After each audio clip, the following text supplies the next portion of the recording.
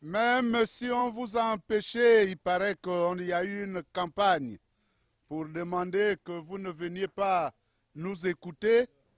Je dois vous dire merci pour celles et ceux qui ont eu le courage de partir de chez eux pour venir nous écouter. Notre pays souffre depuis 7 ans de cette façon de gérer le Gabon. Monsieur Bongo Ondimba Ali et ses amis ne veulent entendre qu'une chose. Ils veulent que les Gabonais se courbent tous les jours pour n'écouter que leur seule parole. Or, les Gabonais sont des hommes épris de liberté et de démocratie. Nous avons voulu depuis 1990 que notre pays revienne à une vie démocratique normale et depuis 2009, M. Bongo Ondimba Ali veut faire de notre pays un pays ayant des gens soumis. Nous ne pouvons pas accepter que les Gabonaises et les Gabonais soient des gens soumis. Vous devez être des hommes libres.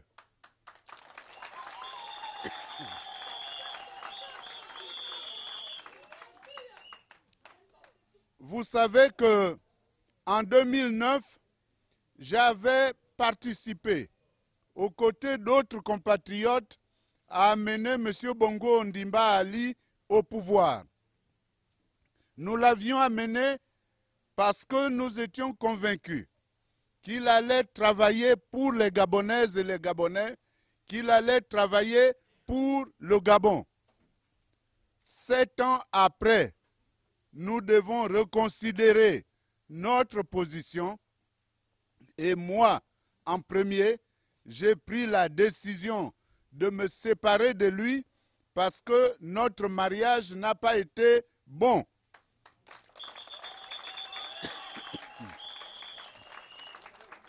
Le mariage, c'est comme la vie politique.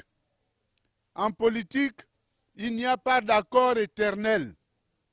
L'accord est toujours conjoncturel, c'est-à-dire que si à un moment donné, il y a une partie qui ne respecte pas l'accord, l'autre partie est libre de partir. C'est donc... Et c'est ce qui s'est passé entre M. Bongo Ondimba Ali et moi, parce que j'ai considéré que M. Bongo Ondimba Ali a trahi le peuple gabonais. Il a trahi tous ses engagements. Il n'a respecté aucun de ses engagements. Mais pendant ce temps, il a mené un train de vie de pacha. Il a fait des dépenses somptuaires. Quand on dépense 25 à 30 milliards pour sortir du sable, quand on dépense 59 milliards pour faire 7 kilomètres de route, je dis trop c'est trop, nous ne pouvons pas l'accepter.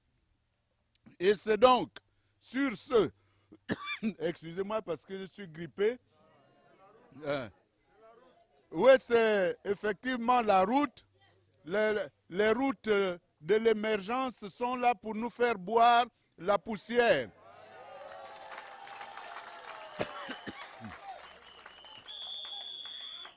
Quand nous buvons la poussière en venant par la route, l'émergent en chef, lui, il survole les Gabonais dans ses hélicoptères en ricanant. Et il dit, quand il nous regarde d'en haut, il dit, bande de couillons, vous allez encore me supporter pendant 7 ans. Mais nous n'allons pas lui accorder cette nouvelle chance de 7 ans. C'est pour cela que j'ai décidé, moi, de me présenter à l'élection présidentielle. Je l'ai décidé pourquoi? Parce que un président de la République doit respecter la Constitution. Monsieur Bongo Ondimba Ali n'a pas respecté la Constitution. Il savait au moment où il prêtait serment, qu'il avait présenté des faux papiers. C'est lui-même qui l'a dit. Personne ne l'a forcé à le dire. Mais quand il a reconnu cela, il devrait remettre sa démission au peuple gabonais. Au contraire, il est resté là et il vient nous narguer en disant « je suis là, je reste », comme si ce pays était sa propriété. Il n'a donc pas respecté la Constitution. Deuxièmement, un président de la République doit promouvoir l'état de droit. Il doit faire respecter l'état de droit. Ça veut dire quoi? Ça veut dire tout simplement que le président de la République doit dire à ses compatriotes que ce qui nous permet de vivre ensemble, c'est la loi, c'est le droit. Or, si personne ne respecte la loi, si personne ne respecte le droit, ça devient une vie de jungle. C'est-à-dire que c'est le plus fort qui s'impose contre le plus grand nombre. Et nous vivons ça quotidiennement dans notre pays, ici particulièrement à Boué, avec ce phénomène des crimes rituels.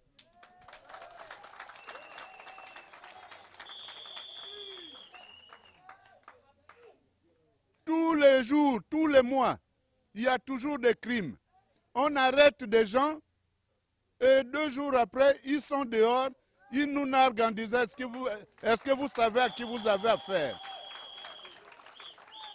Donc nous devrons mettre fin à tout cela. Troisièmement, un président de la République doit veiller à ce que la justice règne dans le pays. Monsieur Bongo Ondimba Ali n'a pas fait cela. Il a divisé les Gabonais. Il a divisé les Gabonais entre vieux et jeunes. Dans un pays, il y aura toujours des vieux et des jeunes. Être vieux n'est pas une maladie. Au Gabon, c'est devenu une maladie depuis que l'émergent en chef est au pouvoir. Mais et pourtant aujourd'hui, il a 57 ans. Je ne sais pas si à 57 ans, on est encore jeune. Bon, donc il a divisé les Gabonais entre vieux et jeunes. Il a divisé les Gabonais entre le nord et le sud. C'est lui qui est à l'origine de cette affaire de Grand Sud. Le Grand Sud pour faire quoi? Contre qui? Il n'y a que eux-mêmes, les émergents, qui savent ce que ça veut dire. Alors, nous ne pouvons pas accepter cela. La preuve, les magistrats, ils les nomment n'importe comment. Les magistrats étaient en grève pour dire trop c'est trop, parce que celui qui est censé être le premier magistrat du pays est le premier à violer la loi. Donc, M. Bongo Ondimba Ali n'a fait que s'aimer l'injustice entre les Gabonais. Nous ne pouvons pas l'accepter. Troisièmement, le président de la République dit qu'il doit amener le bien-être aux Gabonais. Et lui-même avait dit dans son discours d'investiture qu'il ne sera heureux que quand le peuple gabonais sera heureux. Regardez dans quelle poussière nous circulons ici à Boué. Regardez l'état des voiries de Boué. C'est parce qu'il est venu ici il y a 15 jours qu'on a donné un coup de niveleuse juste pour arranger là où il devait passer. Est-ce que vous appelez ça un président de la République qui veut le bonheur de son peuple? En ces temps, je vous le dis, mes chers compatriotes, le pays a gagné beaucoup d'argent. Beaucoup d'argent parce que le prix du baril de pétrole était très haut. Aujourd'hui, on nous dit que les chantiers sont arrêtés à cause de la crise du baril de pétrole. Mais c'est complètement faux. C'est depuis le mois de juin 2015 qu'on a senti le prix du baril de pétrole baisser. Mais tout l'argent qu'on a eu entre-temps, il est allé où? Quand je vous dis que 7 km de route coûte 59 milliards, ça c'est vraiment de la supercherie. Et c'est de l'escroquerie érigée au plus haut niveau. Aujourd'hui, il n'y a pas une seule société. Aujourd'hui, il n'y a pas une seule société où M. Bongo Ondimba Ali et ses amis ne soient actionnaires. Toute l'économie est entre leurs mains. Ils ont créé l'Agence nationale des grands travaux. C'est pourquoi? C'est pour mieux détourner l'argent du Gabon. Qu'est-ce que cette agence a fait? Tout l'argent de l'investissement était mis entre les mains de l'Agence nationale des grands travaux. Le Trésor a décaissé. Qu'est-ce qu'on en a fait? Nos hôpitaux n'ont pas de médicaments. Nos écoles fonctionnent mal. Les routes ne sont pas en bon état. L'eau et l'électricité, il faut avoir la chance de pouvoir en bénéficier. Le logement, on nous a promis 5 000 logements par an, on ne voit pas les logements arriver. Il a fait semblant de construire dans les capitales provinciales des petites cases, j'appelle ça des boîtes d'allumettes. Mais oui, c'est des boîtes d'allumettes parce que c'est tellement petit que je ne vois pas le Gabonais qui va aller vivre là-dedans. Si vous êtes à 2 là-dedans, il fera tellement chaud que vous ne pourrez pas vivre. Alors, aujourd'hui, ici à Boué, il nous a promis beaucoup de choses. Il nous a promis l'école du bois.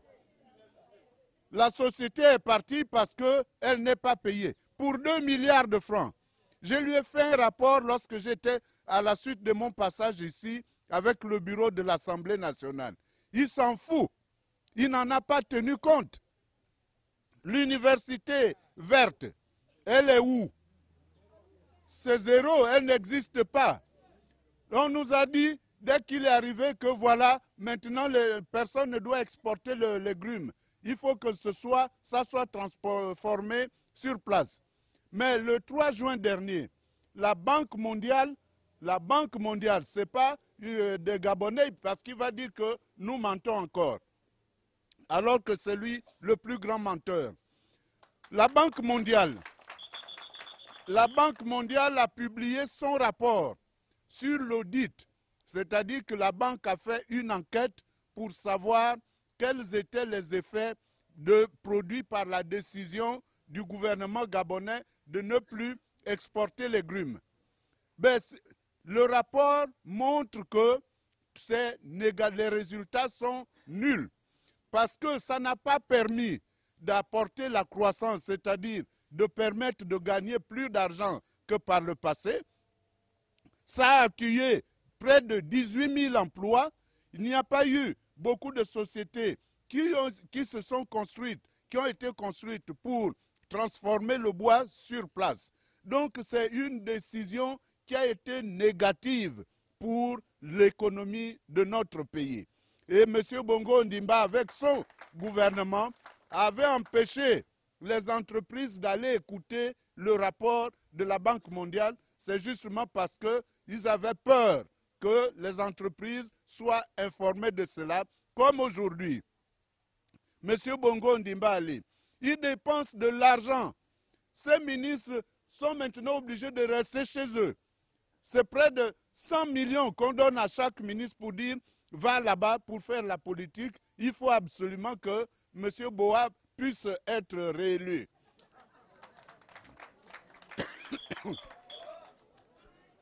Vous savez pourquoi je l'appelle Boa? Je l'appelle Boa, ce sont les initiales de Bongo Ondimba Ali. Je l'appelle Boa parce qu'il nous étouffe. Quand le Boa veut tuer sa proie, il fait quoi? Il enroule la proie et il l'étouffe. Or, M. Bongo Ondimba est là, il nous étouffe financièrement parce que tout l'argent du pays, c'est pour lui et ses amis, les émergents. Ce n'est pas n'importe quel émergent. Nos petits, là, les ministres et autres, on leur donne les miettes. Mais le vrai argent du Gabon est entre les mains de M. Bongo Ondimba Ali, M. Akourbessi et Akrombessi. Et et M. Liban. Voilà les trois qui gèrent le Gabon, voilà les trois qui prennent l'argent du Gabon. Donc ils nous étouffent. Ils nous étouffent aussi parce qu'ils nous empêchent de parler.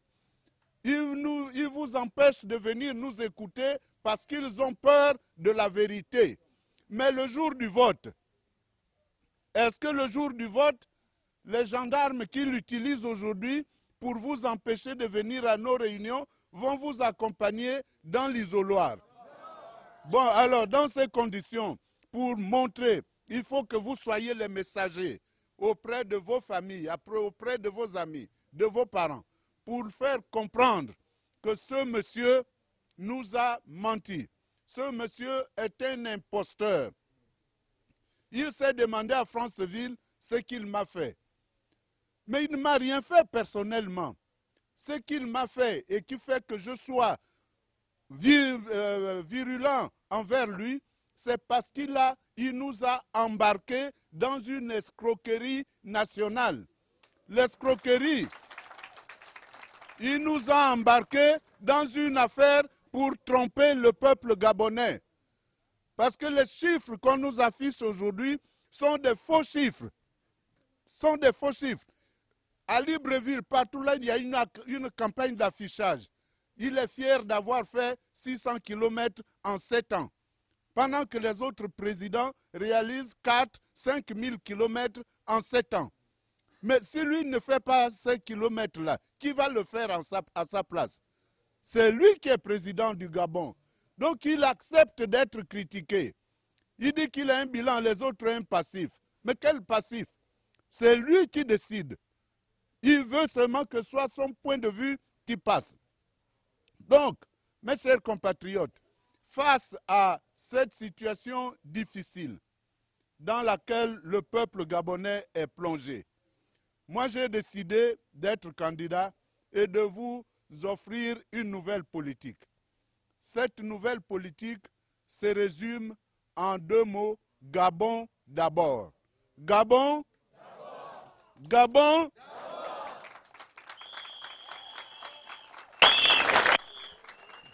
qu'est-ce que Gabon d'abord veut dire? Gabon d'abord n'est pas de la xénophobie. Il y en a qui viendront vous dire, on est habitué ici à accueillir sur notre sol des étrangers. Ils ont toujours vécu en parfaite harmonie avec nous. Il y en a parmi eux qui ont épousé des Gabonaises ou des Gabonaises des Gabonais qui ont épousé des femmes étrangères. Il y a des Gabonais qui vivent à l'extérieur. Pour vous montrer le rapport, quand il y a environ 400 000 étrangers au Gabon, mais il n'y a que 100 000 Gabonais qui sont à l'étranger. C'est un rapport de 1 à 4. Donc nous sommes habitués à abriter des étrangers chez nous. Il ne faut pas qu'on vienne nous dire que nous n'aimons pas les étrangers. C'est depuis que M. Akourbessi est là qu'il veut nous prendre pour ses esclaves que maintenant les Gabonais commencent à ouvrir les yeux. Vous connaissez Akourbessi? Oui. Voilà. C'est donc depuis qu'il est là, qu'ils veulent que tous les Gabonais se courbent devant eux, que nous disons non. Donc Gabon d'abord, ce n'est pas de la xénophobie. Gabon d'abord, c'est pour dire que tu sois Saké, que tu sois Samaï, que tu sois Mbaouin, que tu sois Teke, Fan, Miene, Pounou, Vili, Pouvi, Nzebi, Akele, tu es avant tout Gabonais. Ici à Boué, il n'y a pas que les originaires de Boué. Il y a des populations qui viennent d'ailleurs. Donc nous devons continuer à vivre ainsi et surtout à inciter les Gabonais à se mélanger. Parce que nous formons un même pays.